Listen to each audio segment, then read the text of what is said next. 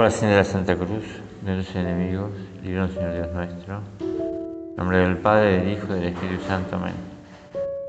Señor mío y Dios mío, creo firmemente que estás aquí, que me ves, que me oyes. Te adoro con profunda reverencia. Pido perdón de mis pecados y gracia para hacer con fruto esta grata oración.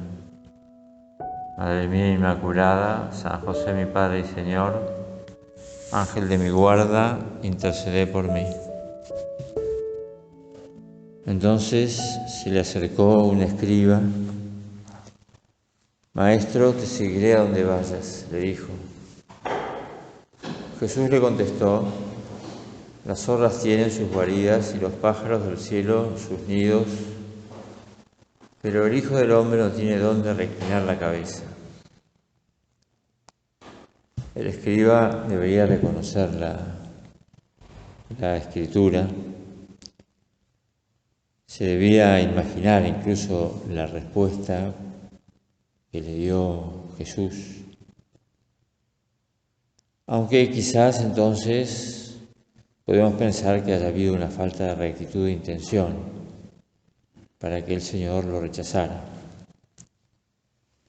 La verdad que al leer el Evangelio nos damos cuenta de que la vida de Jesús es así. No lo podía rechazar porque era su propia vida. El Hijo del Hombre no tiene dónde reclinar la cabeza. Y cuando lo hace, en el momento que está reclinando la cabeza, queriendo descansar un poco, un momento de paz, de sosiego, lo único que podía tener como suyo para disfrutarlo, le despiertan porque se le había levantado un temporal y los apóstoles se asustan. Cualquiera de nosotros podría decir, ¿será posible que no tenga un momento para mí? Y en el momento en que yo estoy aprovechando este instante, viene alguien a despertarme.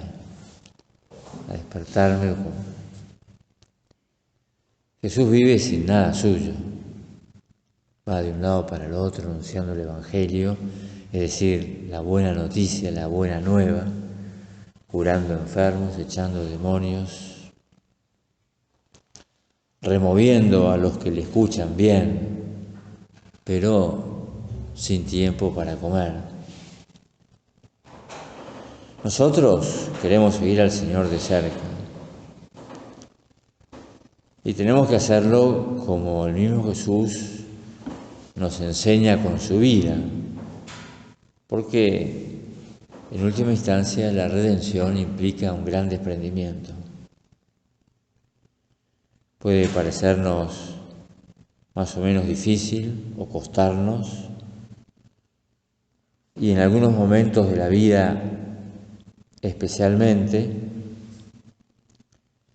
pero hoy hay que reconocer que el mundo está desarrollado mucho más que tiempo atrás, que poco tiempo atrás. Y entonces hay muchos medios tecnológicos de uso personal, celulares, agendas, tablets, notebook y un etcétera, sin número de etcétera también, porque hay aplicaciones hoy para todo. Entonces tenemos al alcance de la mano y a muy bajo precio, tenemos unas posibilidades que antes no teníamos. ¿Se convierten, nos preguntamos, en necesidades? Recuerdo que las Olimpiadas de Pekín hicieron en el Estadio Olímpico, te acordarás, porque era el nido de un pájaro, era un estadio nido. Costó $500 millones, fue utilizado para la ceremonia inaugural, después para la ceremonia de cierre de los Juegos Olímpicos y nada más. Sí, más conocido por, así como te decía, el Estadio Nido, concebido con una serie de mallas enredadas a modo de nido metálico, con unas trenzas de acero sobre la zona del público y sobre el césped. Y entonces dice la crónica periodística que es igualmente un nido que ofrece cobijo ritual, dotando a la esfera pública de un ámbito extrañamente íntimo. Parece esto una propaganda de vinos, ¿viste? Los que vienen detrás de la botella de vino, que vienen con todo un lenguaje específico. Lo mismo era la crónica esta del Estadio Nido de Pekín. Obviamente que desde el año 2008 a la fecha ha sido superado en grandeza, en significación y no digamos nada en costo. Aún así, el prelado de la obra, en ese momento don Javier, nos recordaba: hemos de velar porque se practique con finura, con exigencia de santidad, el espíritu de primitiva pobreza que asumieron de forma ejemplar y libremente San José María y los primeros hermanos y hermanas nuestras que le siguieron. Te confieso que no es la intención de hacer una meditación, como te podría decir, exhortativa, con una lista de cosas para vivir que normalmente no se viven, que tendríamos que vivir, y otra lista de las cosas que no hay que vivir. Si lo quiere hacer otro que desde el mismo lugar que predique, fantástico. En su momento esas exhortaciones fueron muy útiles y las amonestaciones de tipo kantiana quizás nos ayudaron mucho en nuestra vida. Pero Jesús no le dijo a Pedro: no vayas a casa del sumo sacerdote, mirá que si vas se va a armar. Y no le dijo después: te dije que no fueras, pero como sos un cabeza dura, ya ves lo que pasó. Te pedí que no vayas. No es así.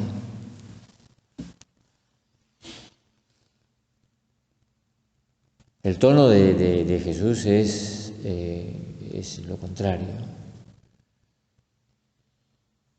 Satanás te busca y tú, cuando te conviertas, confirma a tus hermanos. O sea que le está diciendo lo que va a pasar, lo que va a suceder. Y le da una recomendación para después de que pase lo que va a pasar. Entonces, una recomendación. Y tú confirma a tus hermanos.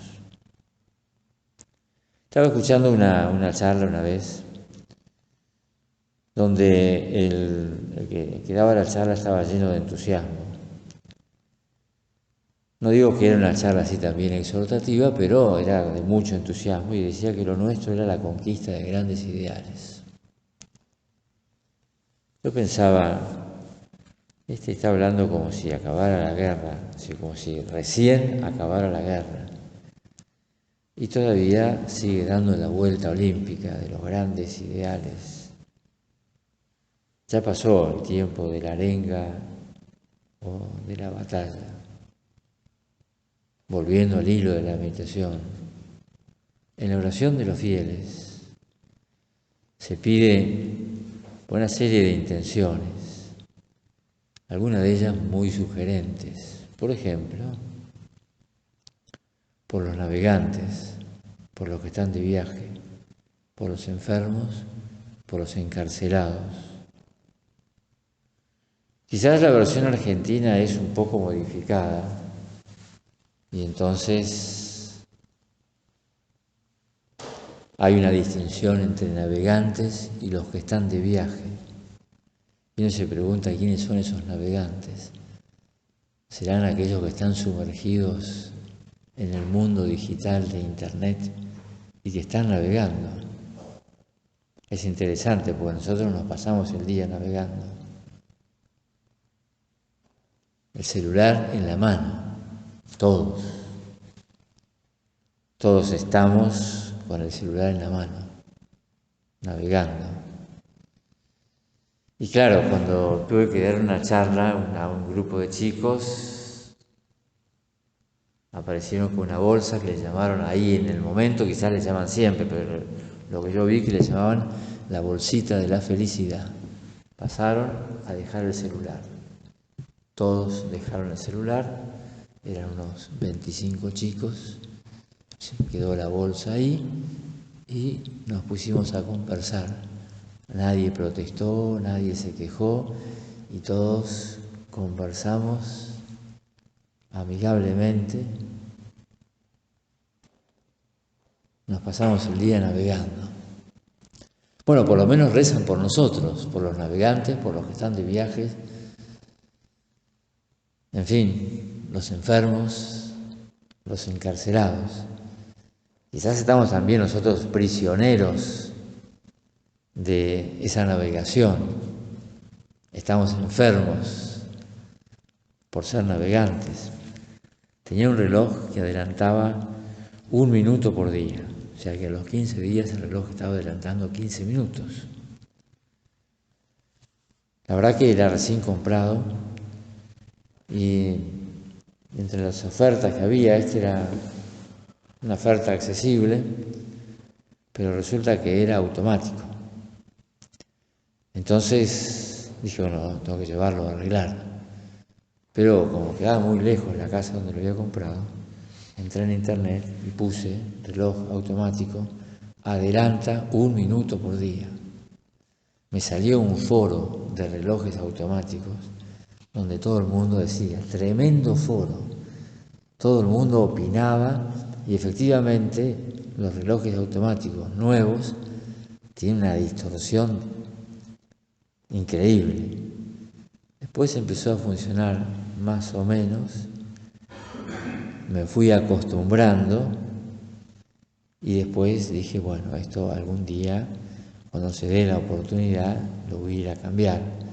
Porque llegaba a un adelanto, pero no era tan escandaloso. Quizás tendría que haber entrado en el foro de los relojes automáticos antes de comprarlo, saber a lo que me sometía, fijarme un poco antes de haber gastado.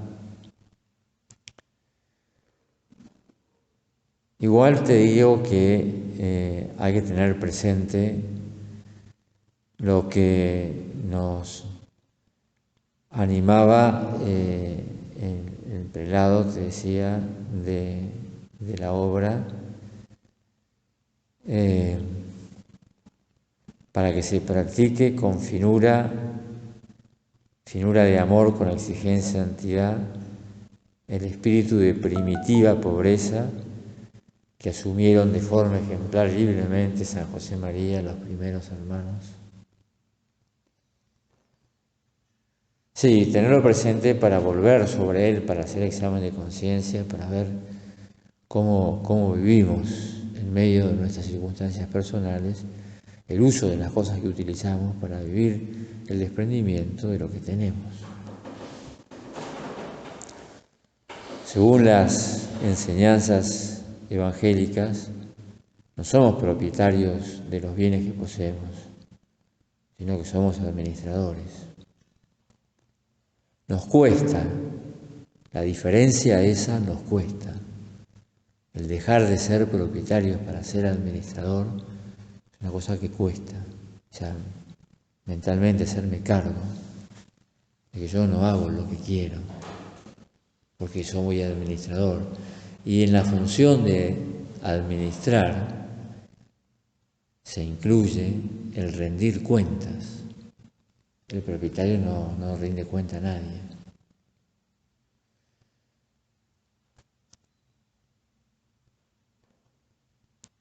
Por tanto, no hemos de considerar las cosas como de propiedad exclusiva, dice el Papa en un mensaje de Cuaresma de hace unos años.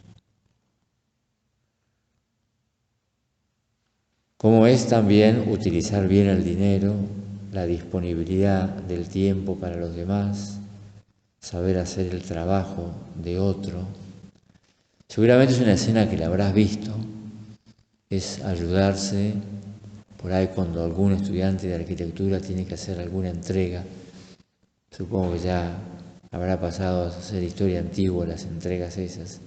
Pero junto con la persona que tiene que hacer la entrega, 2 o 3 ayudando casi toda la noche, porque al día siguiente había que llevar a la Facultad de Arquitectura todos los planos y todos los proyectos que se estaban haciendo.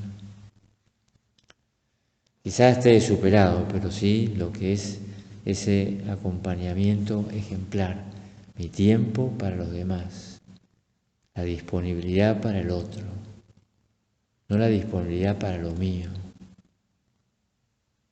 A Jesús le cae muy bien ese chico que le busca para seguirle. Lo relata San Mateo, San Marcos y San Lucas. Aunque San Marcos es el que precisa un detalle, Jesús fijó en él su mirada y quedó prendado de él. Pero al añadir que el Señor da una razón para poder seguirle y para poder tener, así, completar sus buenos propósitos, posiblemente lo estaría mirando con simpatía, con cariño, porque vería que era un hombre limpio. Y por eso agregó, si quiere ser más perfecto, significa que era un buen chico. Vende lo que tienes, dale a los pobres, ven y sígueme. El Señor tenía ilusión. Fíjate vos que he hablado de un chico. Se supone que si tenía muchos bienes, se fue triste porque tenía muchos bienes, se supone que si tenía muchos bienes había trabajado mucho a lo largo de su vida y por tanto podía ser un hombre mayor, pero en ese vende lo que tienes, dale a los pobres, ven y sígueme. Da la impresión que se estaba refiriendo a los anhelos de juventud de una persona. Nosotros, aún con las mejores disposiciones, nos puede costar el desprendimiento. Y desprendimiento no solo de alguna cosa, que no es tanto la cosa cuanto el espíritu que debe enriquecernos por dentro y que nos recuerda, te decía el prelado don Javier, que es algo imprescindible para avanzar decididamente por la senda de la santidad. La verdad que no puedo dejar de citarte una bibliografía que podrás encontrar en internet, incluso a muy bajo precio. Por eso es que cuando me enteré de la existencia de ese libro, me lo bajé, no costaba nada, y me lo leí, en un día. No sabría decirte si me lo leí en un día o me lo lloré en un día. No recuerdo haber llorado tanto como cuando leí el libro. Se llama Por una sonrisa un cielo. Era un chico de 13 años que le detectan cáncer. Muere a los 32 o 33 años. En el medio, termina el colegio, estudia, trabaja, se casa, sabiendo la novia que tiene la enfermedad, se hace de la obra, en el interín muere su padre. Su padre, y vamos a decir en mayúsculas, sus padres, en realidad, ejemplares, completamente ejemplares. Sus padres, sus hermanos, su familia, sus amigos, en especial su hermano sacerdote, totalmente ejemplar. Me he metido en internet, obviamente, que después de lo que te estoy diciendo y de haberme compenetrado, conocí a una hermana de este chico, conocí a una hermana y le dije, le conté que me había logrado todo. Y le conté los momentos, porque los tenía grabados a fuego, los momentos del libro más importantes. La hermana se largó a llorar. Y del hermano intenté hacerme amigo en internet, en Facebook en concreto. Pero no me respondió, no sabrá, estará pensando, ¿y este quién es? ¿De dónde salió? Claro, español, nada que ver con Argentina, y entonces... Pero es así. Es así ¿por qué? Porque queda claro en el libro que la vida está más allá, mucho más allá que acá. Sin embargo, nosotros nos agarramos de lo que está acá y hacemos un mundo de lo que está acá, y ese mundo se evapora. Dicen que hay un momento en las personas que están en un proceso ya terminal de la vida, hay un momento donde dicen, bueno, toman una resolución de desprenderse de las cosas pendientes, se desprenden y les viene una gran paz. Mientras tanto están preocupados porque hay que resolver una cantidad de cosas. Una vez me llamó una persona que estaba ya en sus últimos momentos, si podía llamar a no sé quién y decirle esto y esto y esto, mirá, trabaja en tal parte, llamarlo de mi parte y decirle tal. Y después yo me di cuenta que formaba parte de esa preocupación. Y después empezó a pensar en el más allá. Obviamente murió ejemplarmente.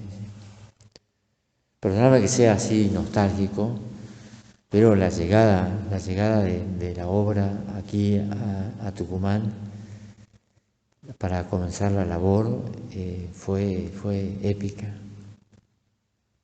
Tanto el tren de llegada, que a causa de las lluvias se había caído el puente del ferrocarril, así que el tren no llegaba a Tucumán, te dejaba en el medio del campo. Y ahí te pasaban a buscar unos colectivos, no eran ómnibus, unos colectivos que te llevaban hasta cerca del Timbó y bajaban hasta la ciudad y nos dejaban tanto la llegada, te decía, en ferrocarril como el departamento, que no tenía absolutamente nada. El primer curso de retiro que hicimos, me acuerdo de las fechas, eran del 10 al 12 de abril del año 81, en el Ingenio Fronterita, del cual salieron varias vocaciones, pese a lo elemental de los medios materiales. En esa época, en esos meses, que no sé si habrá sido abril o mayo, invitamos al obispo de la diócesis a almorzar al departamento. Y bueno, no teníamos nada, tuvimos que pedir prestado los cubiertos y los platos, porque lo que teníamos no daba, no alcanzaba. Nos faltaba hasta lo necesario. Y ya para completar, para no alargarme demasiado con aquella época, el baño todavía no tenía espejos. Tuvimos que, entre las cosas que debían conseguir, era conseguir un espejo para el baño, para poder afeitarnos. Mientras tanto lo hacíamos en la chapa del botón del water, que era metálica, de uno de los baños, que era metálica, y ahí reflejaba un poco la cara y podíamos afeitarnos así. Bueno, la verdad que, en fin, una gracia especial haber vivido esos momentos y con un recuerdo,